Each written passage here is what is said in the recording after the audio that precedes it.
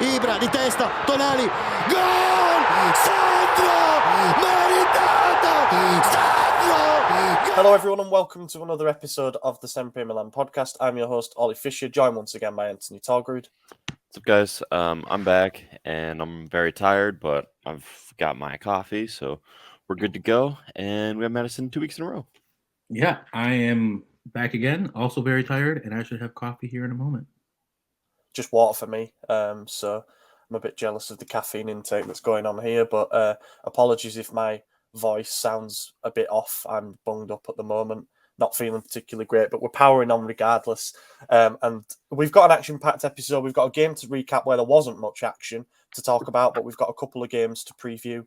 And as always, a reminder to check out the bonus episode that we're going to do on Substack.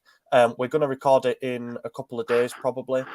So before the Napoli game, and the podcast is going out a little bit earlier this week. So the subject matter for the bonus episode is not yet known, but it will, of course, be fantastic.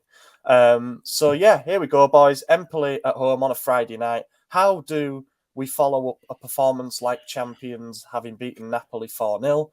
How has the season gone so far? We completely fuck up at the easier hurdle that we have to face. AJ, do you want to just rant for a bit about how bad it was? Yeah, I mean, it's typical Milan. This is what we've known from the club in the last 5-6 years now. That we'll show up for the big games. We might not always win them, but we'll show up and we'll play our best. And then a small game that should be easy, like this one, we don't show up. And a lot of it, in my opinion, had to do with the rotation. 5 changes from the 11 that beat Napoli.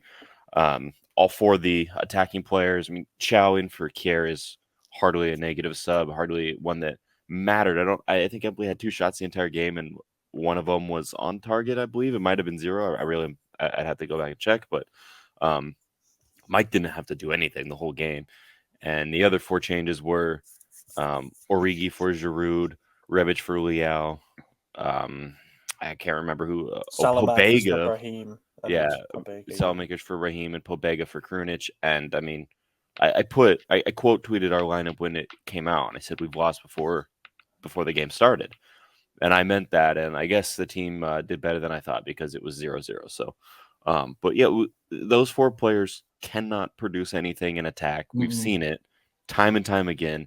If Rebic just had a modicum of brain cells, like just a little bit of thought in his head, in that empty shell of a head on him, I get so frustrated thinking about that guy. But I mean, he had a perfect shot, ran in between the defenders, 1-on-1 on goal, and shot it straight to the keeper.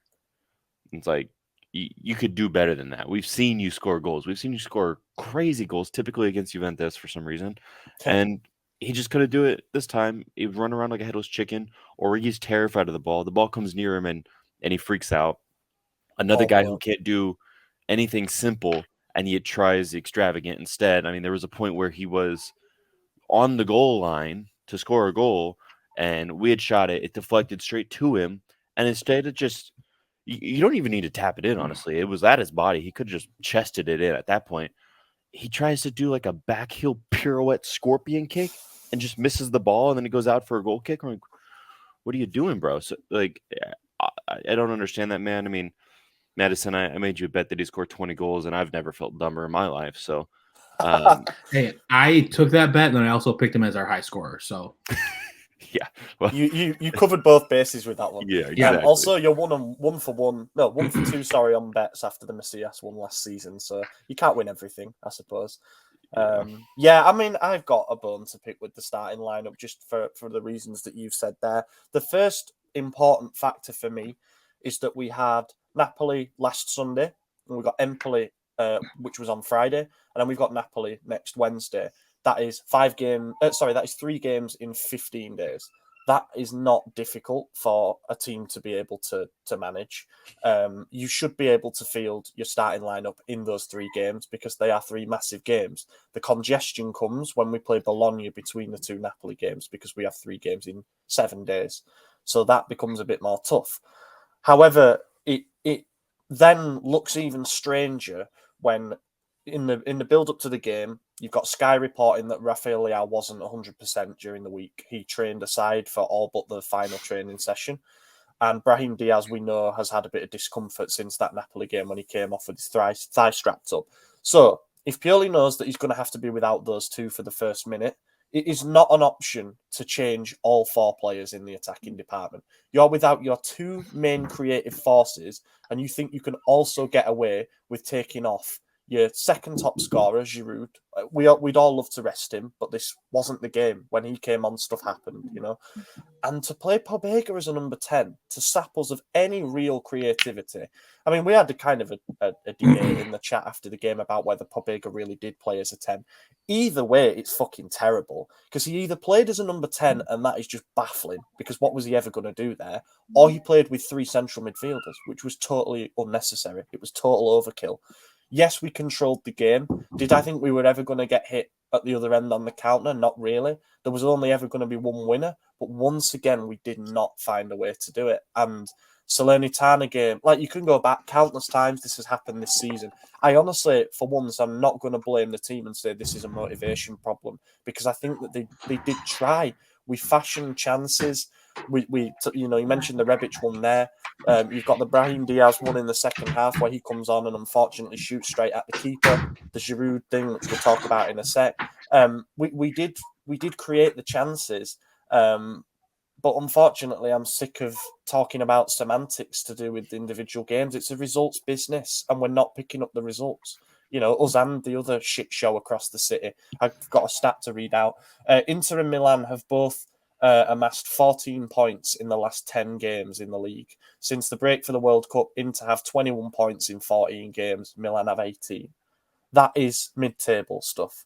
And It's worse. If Worse than mid-table. we drop out of the top 4, which we're being bailed out by other teams being shite as well at the moment, but if we drop out, then we can look back at January, and we can look back at March, and now we can say April started brilliantly and we've had another blip. This is no longer just a bad patch, you know. You're now referring to 3 separate months here where things took a turn. Falls on somebody, you know. It falls on somebody. Don't know, man. I'm fed up. Yeah, maybe it does. Like the selection choices the selection decisions he made are indefensible for me. So Isaac brought this up. This is the 9th time that Pioli has made 5 or more rotations after a win, and he's lost 5 of those. 5 of those 9 he's lost. So why I think it's that we failed to win win in 5 of them. Maybe that's what it was. Yeah, we did. Okay, just a draw or a loss. Counts, yeah. Right. So why you continue to do that? I mean, the definition of insanity is doing the same thing over and over again, expecting different results, and we're not getting different results. So when you know Leao isn't at 100 and you do want to save him, so I get that, rest Leao. And Brahim, we saw come off early in the Napoli game with a knock. You do want to rest him. And Salamakers came on and looked like Maradona, so that's fine. Get those changes. No one's arguing those changes. The one that's weird is Krunic, who hasn't even played a lot this season, but had a great game against Napoli for Pobega, who has played way more than he should this season and hasn't had a good game. I know he had a goal earlier in the season, but outside of that one wonder goal, I mean, he's been pretty bad the rest of the season. And then you bring on Origi, who has not done well. He scored 2 goals, I believe. One of them was just the scrappiest, ugliest tap in. Sorry about the sneeze here. And the other was a good goal, but he injured himself in the process. So we know his goal. A good goal is a wonder goal. Yeah, okay, yeah, fair enough. Also, the goals that he scored, one was Monza when we won 5-1, and one was Sassuolo when we were down 5-1 at the time. I think that one was the wonder goal when it was 5-1. Yeah, losing 5-1, something like that. But it's just like, this guy is not good enough. You can't put those 2 in there. You're going to have to start someone else when you know your other 2 main attacking outlets aren't going to start. So whether it's Krunic or, I don't know, maybe a guy who we signed to play an attacking midfielder in CDK or Adley, one of those guys who's not getting minutes, and I get CDK hasn't been great. You know, I don't expect him to do a whole lot, but at least that's his position. You know, why do you need a flat 3 mid against a team like Empoli? And then up top, you just start Giroud. You know, he played 18, 20 games in a row before the World Cup, then played every game in the World Cup up to the final, and then he played every game after. Like, it's not like this guy's been given rest. So why we're doing it now in the one time when it doesn't make sense to do it, I don't know. That blows my mind. So Do you think there's some miscommunication between Pioli and management?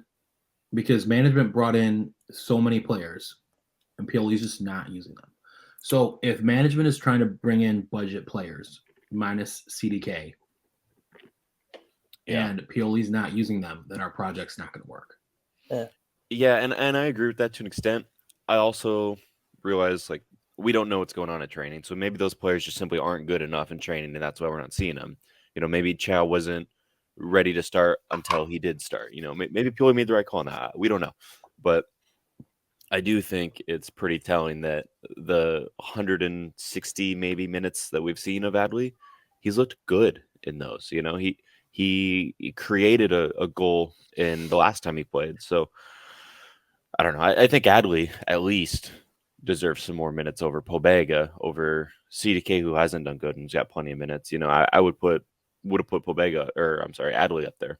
Yeah, me too. Another thing is that people have rightly been highlighting recently is that the kind of minutes that CDK has been getting, for example, has often been when he's either been thrown on to protect a lead when we're in a good position or to chase a game. And that is a completely different rhythm to when you start in a game and you can get yourself into it and get adjusted to the pace. Instead, you're having to come on and perform straight away, either mostly defensive tasks or when there's less space to operate in. So I don't think he's helped some of these players with the situations that he put them in. But I honestly do think that there is at least some kind of disconnect between the players that Maldini and Massara are bringing in and what Pioli wants to do.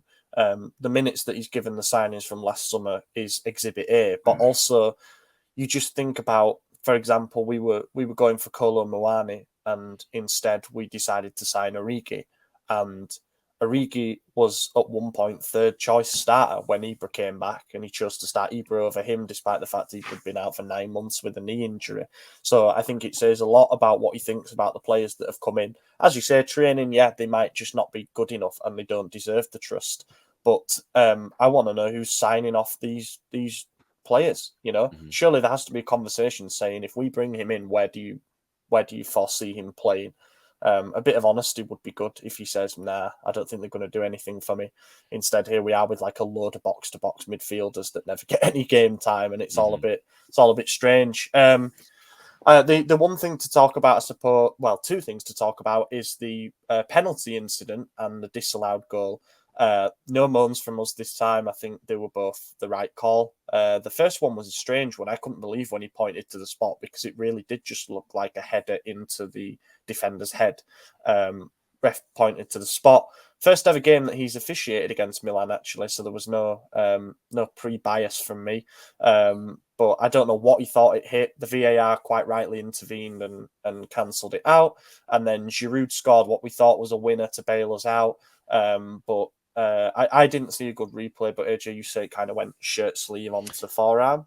Yeah, so when I watched the goal, obviously you celebrated, but I didn't celebrate as much because as soon as it went in, I did see every Empoli player raise their hand, and I thought, this is at the very least going to get reviewed. So let me hold my celebration. So I'm staring intently at the screen, and maybe everyone else was still jumping and celebrating, and that's why they missed it. But there was one slide of one angle of the replay where Giroud goes to head it, misses entirely, and it hits the sleeve line, which is fair, that's legal, but sleeve line into forearm, into goal, and forearm obviously is not. So it was the right call. I'm just glad Giroud didn't take his shirt off and get suspended again for that, because that would have been the icing on the cake. But yeah, so it was the right call. And at the end of the day, you shouldn't need a 90th minute winner against Empoli.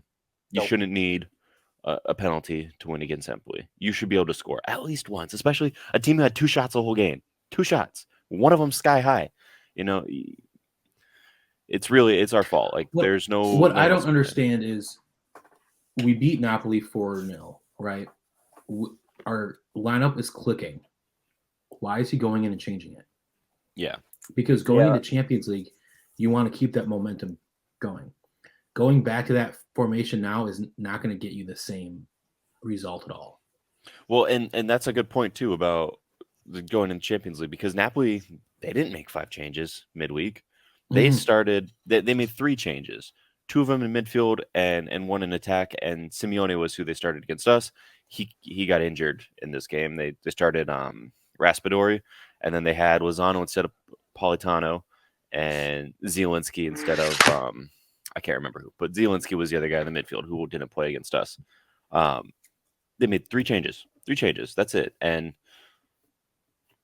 they obviously won just fine. They you know, won. like Yeah. they started Kvara. He played another full 90. The whole back line played a full 90. Most of midfield played the full 90. Like, they fielded the same 11 that has won them almost every game this season, that has gotten them 20 points clear at the top of the league. There's a reason that works. Consistency, you know. And yes, their squad is much better than ours. I get it. They have more depth. Their backup Are they players better are than scoring. ours? I do think so. Or are they just in form and clicking? I think as a squad, like best 11 for best 11, Milan wins.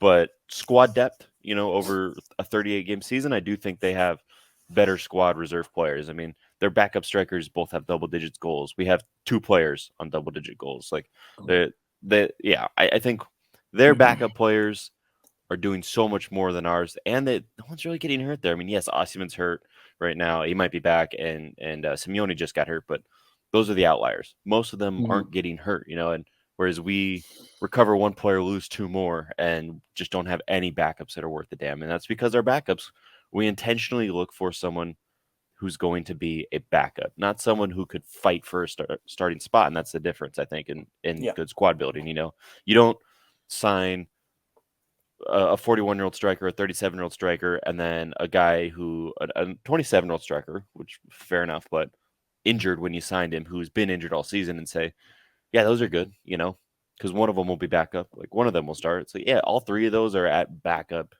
levels of their career. Yeah. Right. So yeah, and certain players as well, like you mentioned Rebic before. The first season and the second season that he was here, he did nothing for the first half of it and then scored double digits in the second half of the season.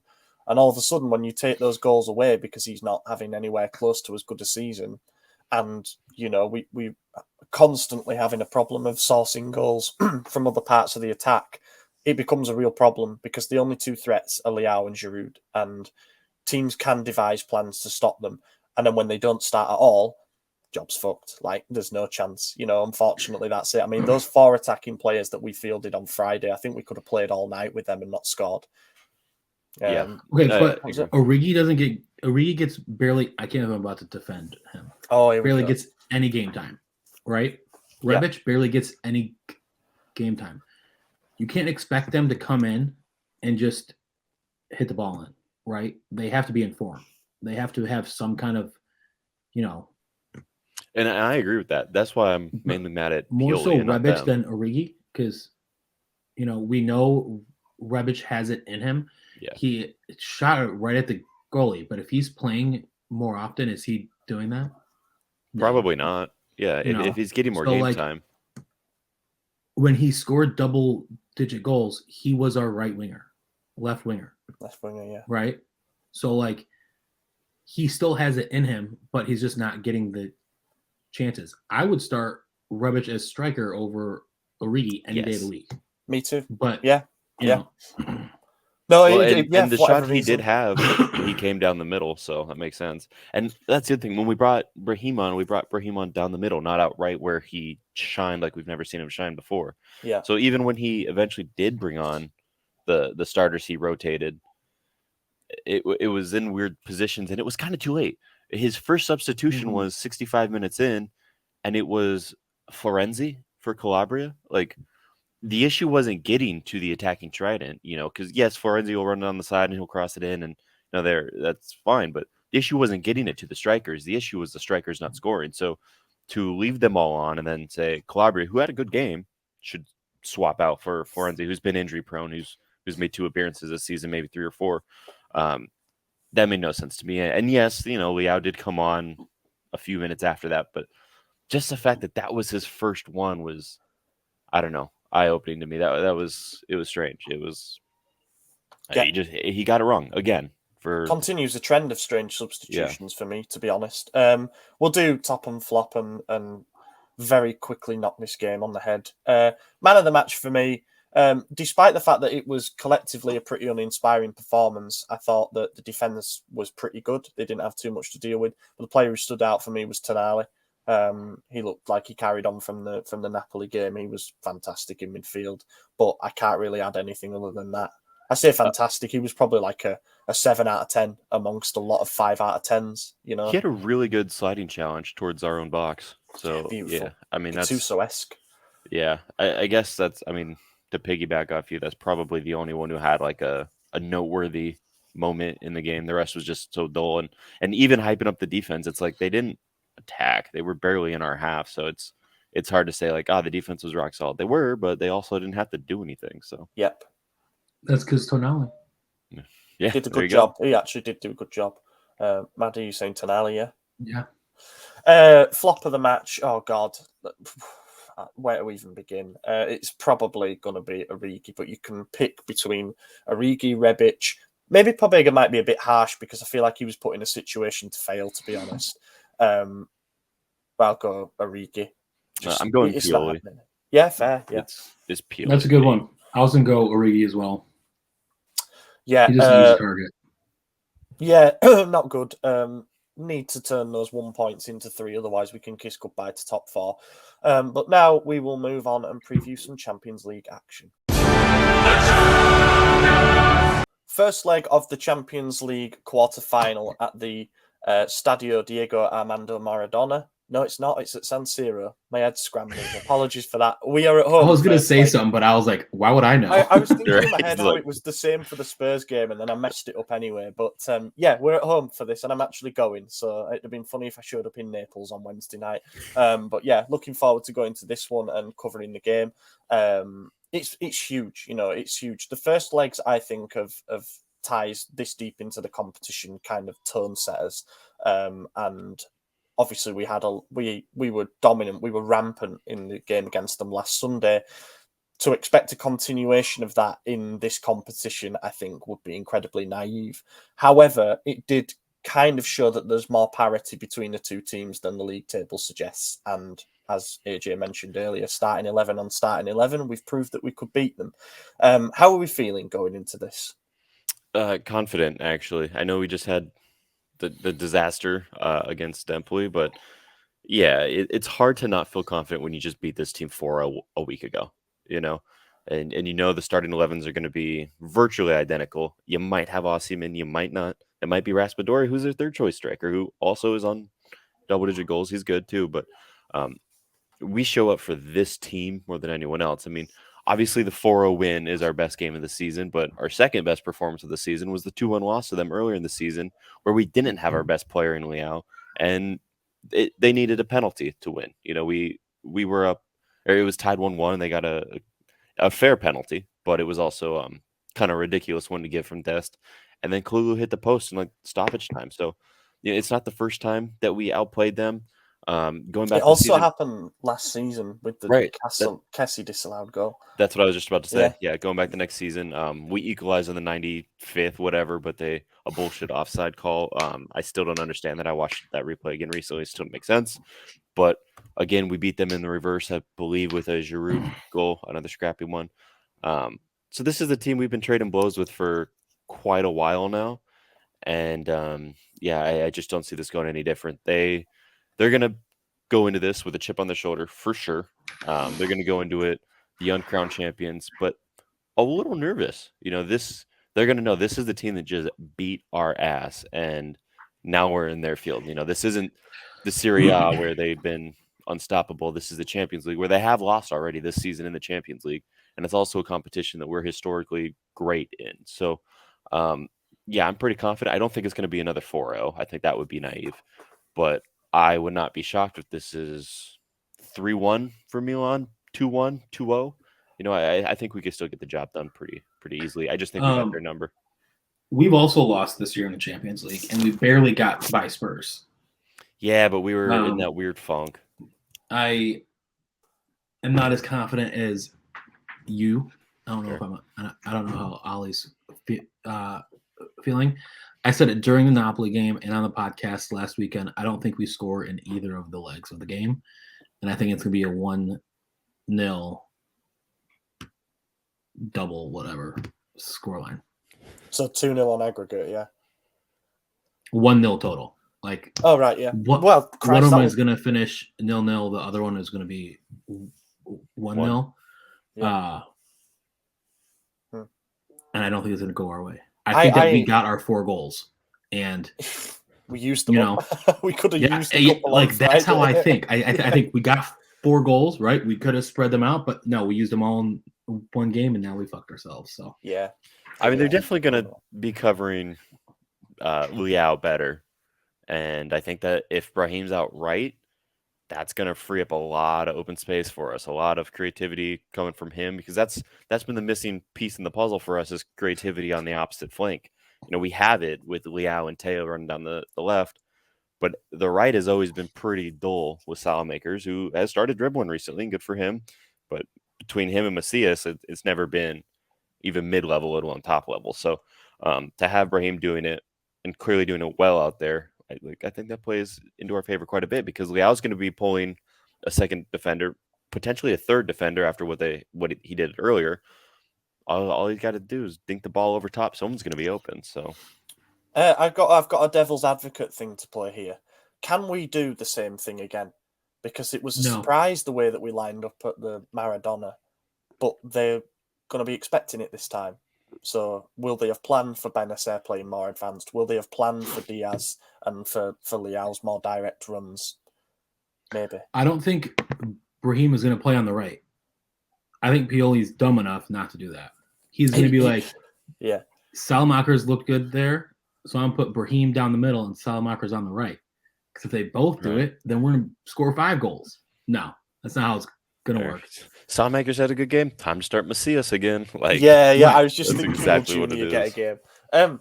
There's a couple of caveats to this, I suppose. The first one is that obviously it's Champions League, so it is a completely separate thing to league. We've kind of seen that all season. So it will be interesting to see how the boxing match side of it plays out. Like, will Napoli come to try and win the first leg, or will they come to try and set it up so they can do the job at home? Because those are 2 very different approaches. And I don't think this Napoli team has a contained setting. They have to be playing intense, because that's when, like us, their best qualities come out. A game where they're not that bothered and they just trying here and there to stop the other team is when they lose 4-0 at home against Milan. So it will be interesting to see how they come at us. Also, it's a completely different game from the Empoli game, because we should, in theory, be playing an opponent that leaves more space. So I would expect a better spectacle in general.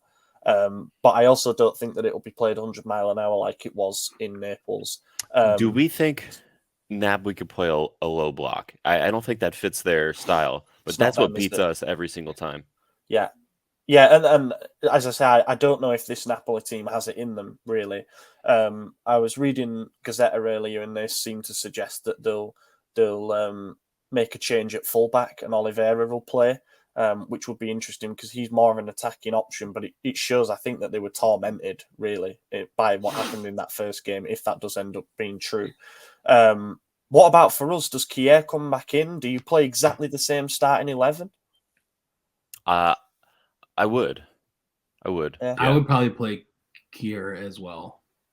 Yeah, I think so. Especially if it's not Osimhen, you don't have to worry about his athletic. I mean, Raspadori's still pretty quick, but he's just not Osimhen, Yeah. The athletic battle is not quite the same. If Osimhen is starting, then maybe Chow, just because he could get higher on the headers to cover that. Il He's also a little faster. Say that again? He's also a little faster. Yeah, he is faster. Yeah. Il Matinho, which is the Naples-based paper, said today that Osimhen 100% will not start the game on Wednesday night, and Spalletti is he on the bench? Potentially, but he's not done a single training session with the rest of the group since his injury. So even if he does, it might be a case of he gets thrown in too soon. But yeah, they said he's definitely not starting, and you presume that they've got the inside scoop on that. So we'll wait and see. Predictions, I guess. I think this will be a lot cagier than obviously the 4-0 hiding and even the 2-1 league defeat earlier in the season. I think both teams will want to take this to like a one-off game, you know, in the second leg and just say may the best team win. And for that reason, I'm going to 1-1 draw. So somewhere between you two. And you said 3-1. 3-1 or 2-1 is what I'm picking for us. Yeah. And 0-0 or 0-1. 0-0. Yeah, right. Well, fingers crossed. And as I say, I'm going to be at the game, so I'm really, really excited to be there. And I'll be tweeting videos and stuff on the SempreMilan account. So if you want to feel like you're there, give it a follow. Yeah, I'm realizing as I start planning, or not planning, but finish planning my Milan trip in the beginning of May, these quarterfinals might become a problem for me because I'm trying to go to a game that is scheduled currently 2 days prior to the first semifinal leg. So there is a good chance both the games I'm going to are rescheduled, and that might throw a wrench in my plans. So, lose. You know, silver lining, if we don't go lose. through, I'll get to go to the game finally. Yeah. So, If you try to go for a fourth time and you can't go to a game, I'm gonna laugh extremely hard, and I'm gonna feel horrible for you, but I'm gonna laugh. Yeah. Yes, let's move on to Bologna. So the game that falls between the two Champions League quarter-final legs is a trip to face Bologna, who have just beaten Empoli, have just beaten Atalanta, 2-0 away from home, a result that's pretty good for us. And it's don't look now, but they're 8th in the table at Bologna. They're on a real rise under Thiago Motta. Who's doing a good job with them, to be fair. I was initially sceptical when you heard all that stuff coming out about a 2-7-2 formation that he wanted to play in that. But no, they're doing well. They're unbeaten in 4. They've won their last 2 games without conceding a goal. They had a really, really bad start to the season. They won 1 in 10 games, and that's when obviously they put an interim in charge. The club has had to deal with the passing of Sinisa Mihailovic as well. So everyone's had to rally there. And I think that's an important point. And they've had some bad results this season. They lost 3-0 at Bologna. They lost 3-0 at Juventus. They lost 6-1 against Inter. They lost at home to Monza. They lost at home to Empoli. There's been some bad results in there, but they're riding the crest of a wave at the moment up towards the European places. They're a point behind Juve as it stands. This is going to be tough. Tough to navigate because it's between the 2 European games, and also we are dog shit in the league. Yeah, I mean, I wouldn't be shocked if we lose, just given the way everything else has gone. But they're a good team. I think they got a player, Stefan Posch, who's been really good. Right back on loan. He's young, but he's been probably, in my opinion, their best player this season. I've watched him like 5 or 6 times, so he's could on be way from off in there. Hoffenheim, which is really weird because you think that like they've loaned him to a bigger club. But yeah. But yeah, he's been good. Orsolini's been really good. Arnautovic has been good. I don't know who's going to be starting, obviously, when they play us because we're still a week away from that. But I don't think Bologna is a bad team. I think they could do a number here. They have as many losses as Inter. I think Inter's a bad team. Yeah, Orsolini has 8 goals. Arnautovic has 8 goals. Posch, as you said, has 5 from fullback. They've got Musa Barra, who's on 5 assists as well. He's a tidy little player.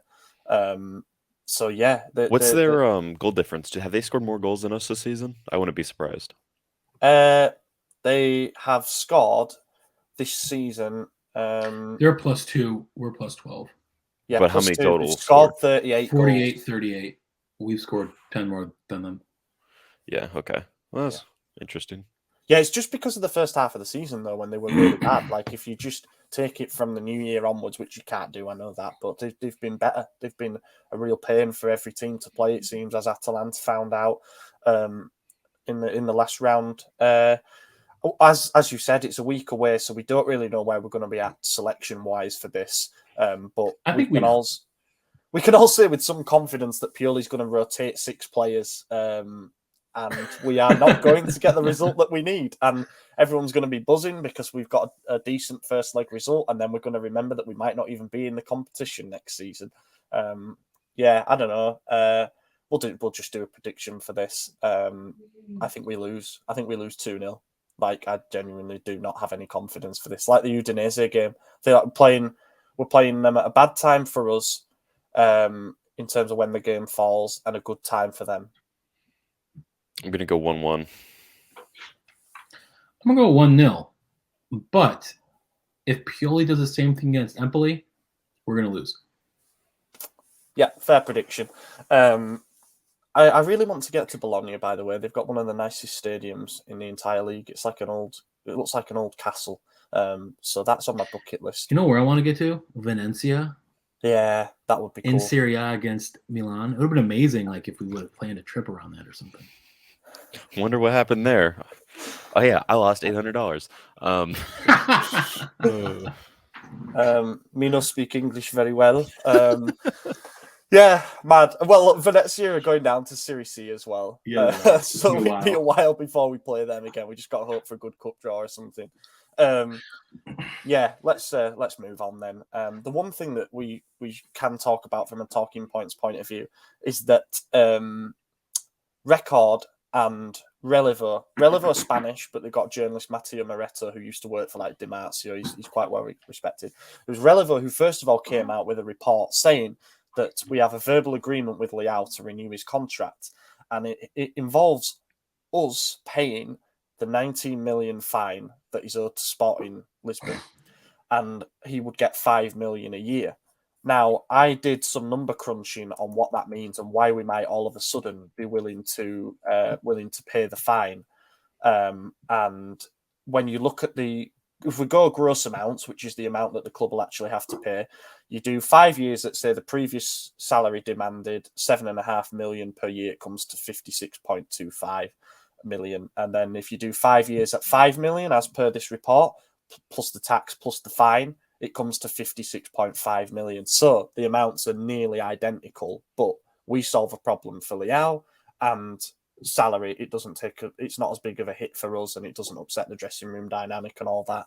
But then Record came out and said a day later that Lille have agreed to pay the entirety of the fine, basically going completely against what Matteo Moretto had reported. Then Di Marzio came out and said he doesn't have confirmations on any of that, and that the fine is still an issue that needs to be resolved, and that has been kind of echoed by the Italian sources, although I do get the feeling they're sometimes a bit bitter about not getting the scoop themselves.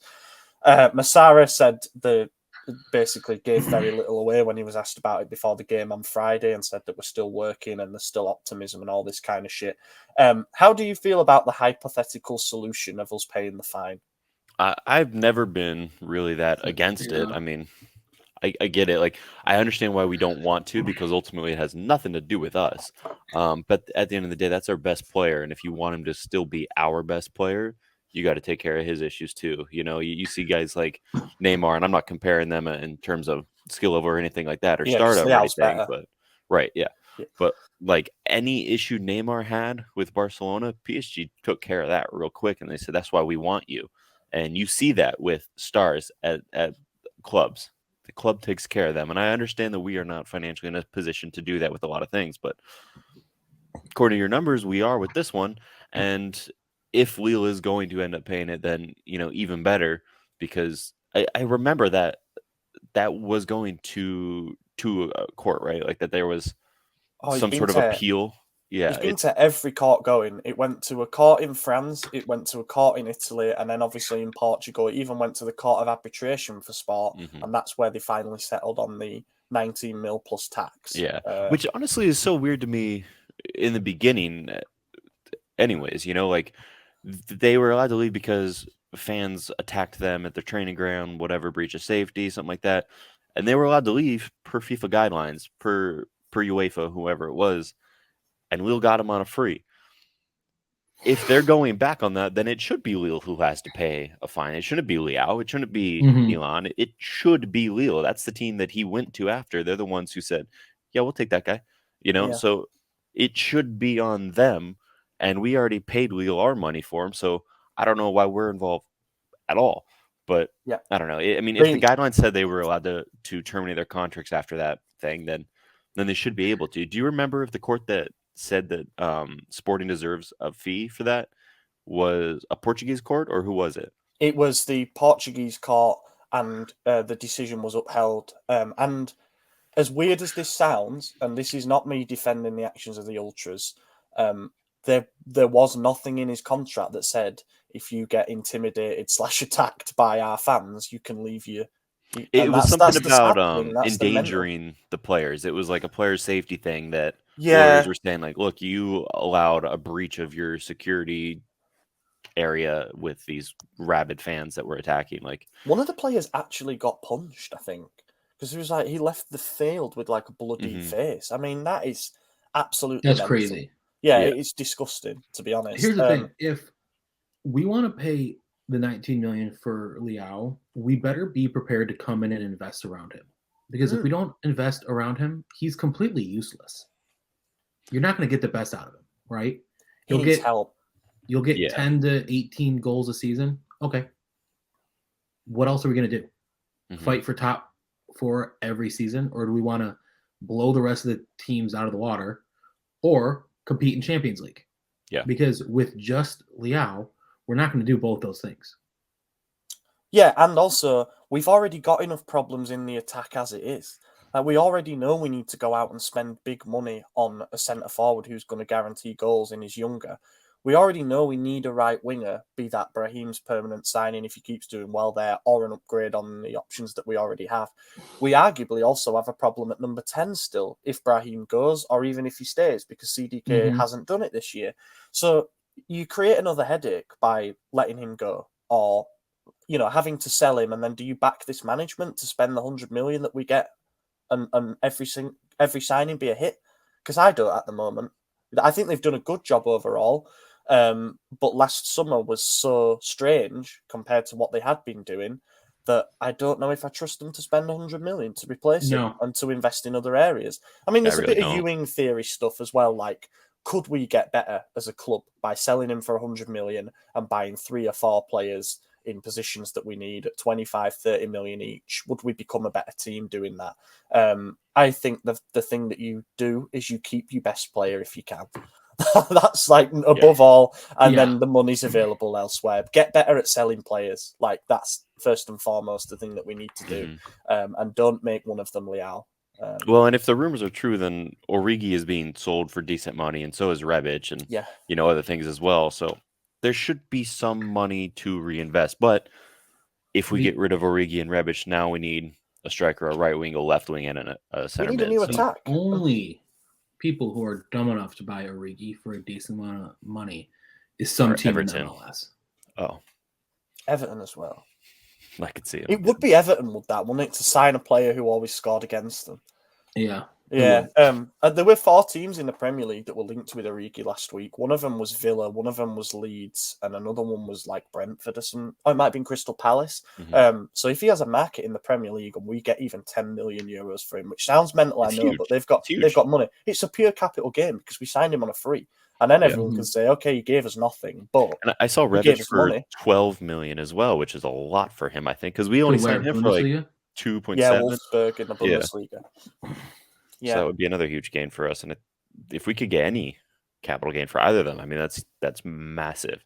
You look at how Napoli's run their club the last 10 years. They had like maybe 3 or 4 years where they were in the red as far as transfers go. So, like, why can't we sell one player, Yeah, player turnover is like imperative for clubs in Serie A, while our revenues are so much lower compared to the other teams. And yeah, here we are. We've let. I know we've done this to death already, but Donnarumma, Romagnoli, Kessie, and Çalhanoğlu all left on frees. How much are they worth combined value at the time? It's definitely 150 million-ish. Donnarumma alone was like 50, 60, even though he's turned out to be shit. It is what it is. So yeah, we need to get better on that front, and then you give your whole project a bit more credibility if you manage to get Leao's renewal over the line. If that's done before the summer, then all of a sudden we look a bit more. We need to qualify in the Champions League as well. That's one massive factor hanging over all of this. If we don't qualify, then I think he's gone. I think he's gone regardless. So yeah, yeah, we'll call it there. Thank you very much to everybody who's listened along for what is becoming increasingly just like 45-minute therapy sessions at this point for us who support Milan and the up and down nature of this wonderful club. Yeah, drop us a like, comment, subscribe and all that on YouTube. Give us a rating on your favourite podcast platform. It really helps us out. And thank you to everyone who comments, even if it's just the word algorithm, because it does the job, you know. And reminder to tune in on Substack, either on Monday or Tuesday. We'll have the bonus episode out for this week. And yeah, I've been your host, Ollie Fisher. You can find me on Twitter at Ollie Fisher. AJ, cheers for joining. Yep, it's been fun, and I'll see you guys on the next one. Ditto. Thank you for watching, everyone. We will catch you in a week's time. Eccolo Ante in area di rigore, Ante, Ibra, gol! Vediamo se è buono, ce lo dà